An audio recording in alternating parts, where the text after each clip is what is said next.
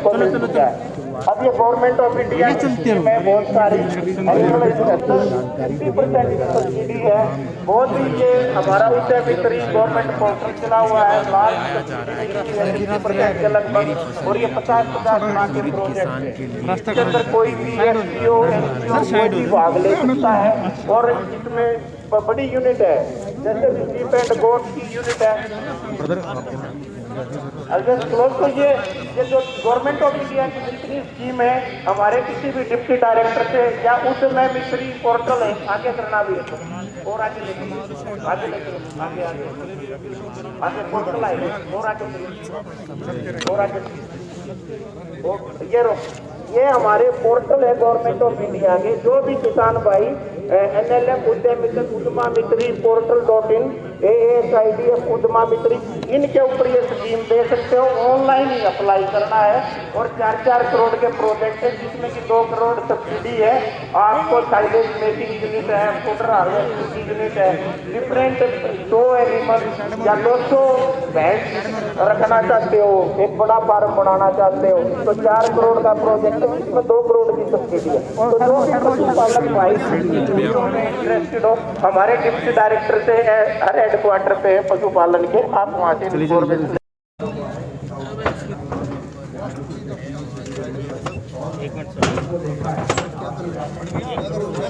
आराम से digital India के बजट से आपके पास हर साधन, हर सुविधा आपके आपके लिए से कराई सर।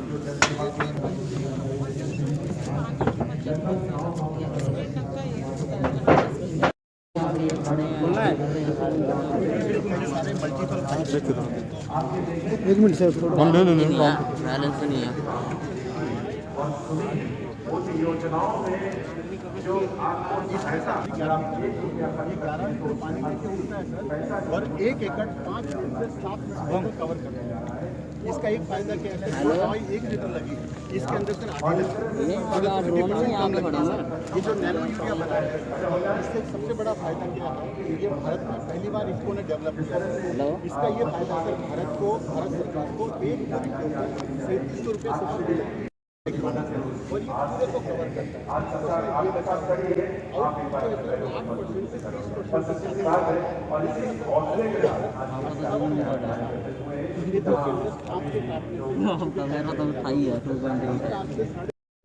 जब धान लगती है सर, तब उसके अंदर पानी भर जाता है, तब जाना मुश्किल है, तो इससे फायदा है। जब गन्ना सर 4 फुट से उड़े, में 7 फुट में एक बार उड़ा जाए, वहाँ ले जाए।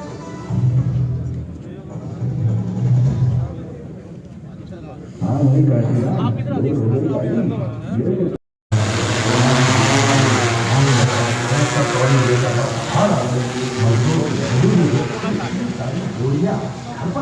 पढ़ोगे क्या? कोरोना चला गया बेटा, कोरोना से बचाव तो हमने कर लिया। बारिश के दिनों में तो छिड़काव करना मुश्किल है। हाँ भैया, बारिश के मौसम में थोड़ी सावधानी तो रखनी पड़ेगी। बारिश जब बंद हो सब छिड़काव करें।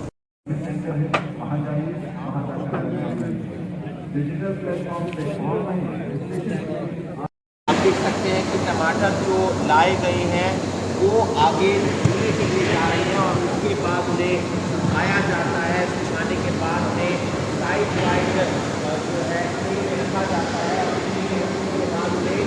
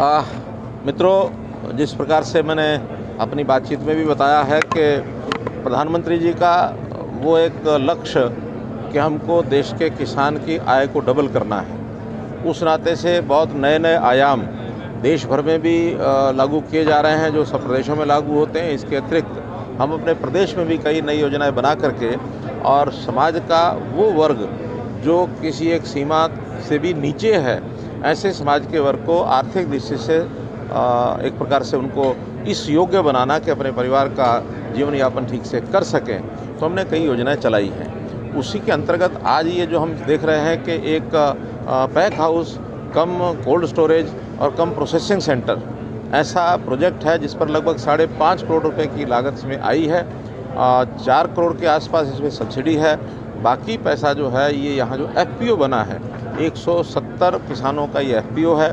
इस FPO के सब किसानों को इसका लाभ होगा, अपनी सब्जियां, अपने फल यहाँ रख सकेंगे और समय पर जब अच्छी कीमत बाज़ार में मिलती है तब उसको बेच सकेंगे। उसकी प्रोसेसिंग भी कर सकते हैं, उसकी पैकिंग भी कर सकते हैं, ताकि उसको मार्केट में, चाहे देश की मार्केट हो चाहे विदेश की मार्केट, उसमें बेचा जा सके। ऐसा ये 7वां पैक हाउस आज जो है ये बनाया जा रहा है। हमारा टारगेट है 50 इस प्रकार के पैक हाउस बनाने की, ताकि किसानों की एक प्रकार से जो छोटी जोत का किसान है उसकी आय बढ़ सके और इसमें जो एम्प्लॉयमेंट मिलेगा वो भी जो गरीब परिवार हैं, छोटा किसान है अथवा एग्रीकल्चर लेबर है, ऐसे लोगों को इसमें रोज़गार भी मिलेगा। तो इस प्रकार से आय बढ़ाने का एक ये साधन आज ये 15 से 18 जो उम्र के बच्चे हैं उन्हें वैक्सीन लगेगी, बूस्टर डोज का भी ऐलान हो चुका है। क्या तैयारियां हैं और क्या स्कूल बंद करने को लेकर भी कोई बातचीत या कोई रणनीति या कोई मीटिंग वगैरह?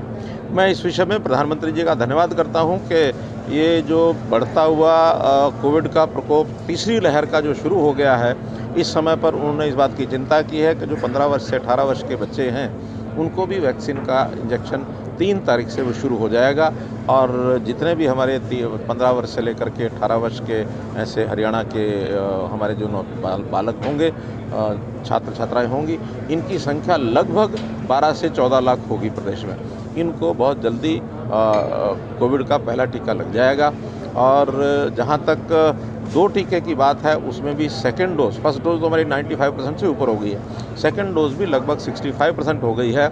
और हमने इसके लिए सख्ती करने के लिए कहा है कि 1 जनवरी के बाद सार्वजनिक स्थानों के ऊपर ये जो 2 इंजेक्शन वाले लोग ही एंटर कर पाएंगे, अन्यथा वहीं व्यवस्था रखेंगे जिसका सेकेंड डोज ड्यू है उसको सेकेंड डोज भी वहीं लग लेकर के 18 वर्ष के ऐसे हरियाणा के हमारे जो बालक होंगे, छात्र छात्राएं होंगी, इनकी संख्या लगभग 12 से 14 लाख होगी प्रदेश में। इनको बहुत जल्दी कोविड का पहला टीका लग जाएगा। और जहां तक 2 टीके की बात है उसमें भी सेकेंड डोज, फर्स्ट डोज तो हमारी 95% से ऊपर हो गई है, सेकेंड डोज भी लगभग 65% हो गई है।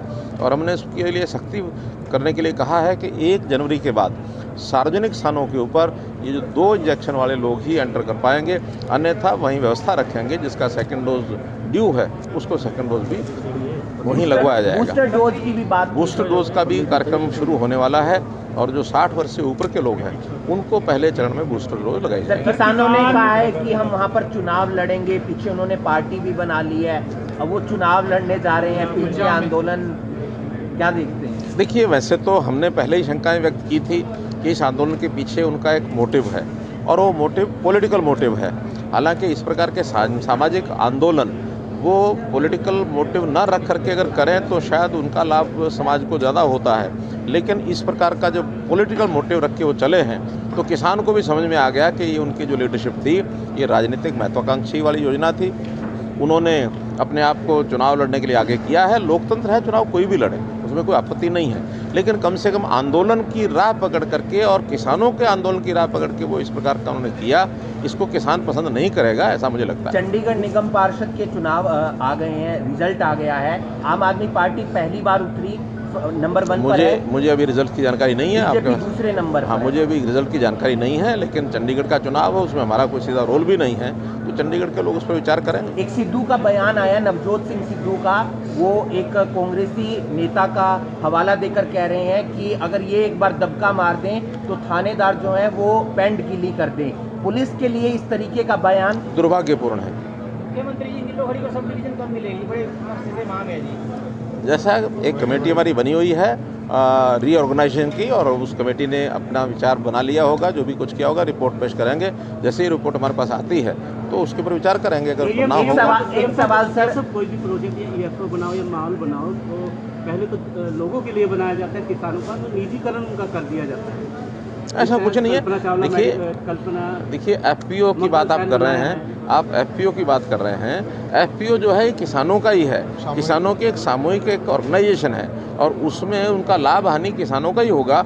हम तो सरकार की ओर से सब्सिडी देते हैं और एक बार सब्सिडी देने के बाद इसको अपने पैरों पर खड़ा होने के लिए एक जो इनकी ट्रेनिंग है, बाकी चीज़ें हैं, मार्केटिंग है, वो सब कराएंगे हैं। और एक बार सब्सिडी देने के बाद इसको अपने पैरों पर खड़ा होने के लिए एक जो इनकी ट्रेनिंग है, बाकी चीज़ें हैं, मार्केटिंग है, वो सब कराएंगे। एक फैसिलिटी इंफ्रास्ट्रक्चर बन गया है, अब तो किसान इसको चलाएंगे और किसान इसका लाभ उठाएंगे। सर, भूपेंद्र सिंह हुड्डा जो विपक्ष आपके समक्ष कार्यक्रम चला रहे हैं, कल मेवात में था, उन्होंने शायराना अंदाज में एक बयान दिया है कि पानी उतरने से घर मत बना लेना, मैं समंदर हूँ फिर लौट कर आऊँगा। चुनौती दी है आपको? नहीं, मुझे चुनौती की कोई चिंता नहीं है। जिस प्रकार की उनकी ज़मीन नीचे से ज़मीन खिसक गई है, जिसका उनको भी यकीन नहीं है, जो मैंने बताया था विधानसभा में कि जो ये यकीन नहीं कर रहे कि उनके नीचे की ज़मीन खिसक गई है, तो ज़मीन खिसकी हुई आदमी इसी प्रकार का बातें बोलेंगे, क्या करेंगे। सर, बागवानी यूनिवर्सिटी का क्या रहा सर, कब होंगे कोर्स यहाँ पर शुरू है गाँव में? बागवानी यूनिवर्सिटी का सिस्टम शुरू हो गया है। अभी उनके कुछ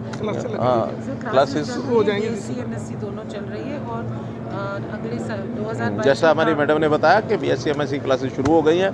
अब जैसे जैसे उसका विस्तार होगा बाकी क्लासेस। पंजाब और यूपी चुनावों में हरियाणा मुख्यमंत्री मनोहर लाल किस तरीके से सहयोग करेंगे? पार्टी की जैसी योजना बनेगी वैसा करेंगे।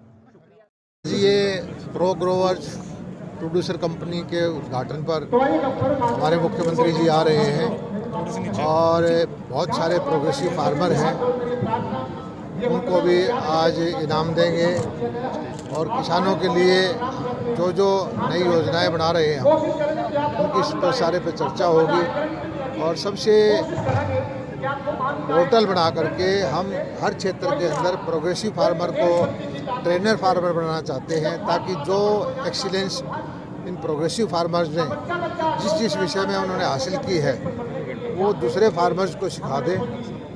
तो उस दिशा में ये तैयार करके आज ये काम शुरू करेंगे। बाकी जिन अलग अलग विषय में अपने एक्सीलेंसी हासिल की है उनको इनाम देंगे।